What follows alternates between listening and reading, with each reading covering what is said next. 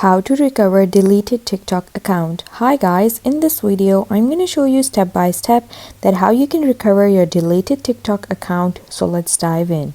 So first you have to open a TikTok app and then you have to click login. Now you simply have to click continue and then you have to log in into your TikTok account that you want to reactivate. Just enter the credentials that were of that account and then you can just log in into it. So I'm going to click continue. And then you have to choose your account and click continue again. And now you have to wait. And then it's going to bring you to this page and here you have to click reactivate. You can see you can reactivate your TikTok account. Click reactivate. Now you have to click this profile icon over here on the bottom right corner and then click these three horizontal lines on the top right corner. Now click settings and privacy and then you have to click this option that says account on the top and then you have to click this deactivate or delete account.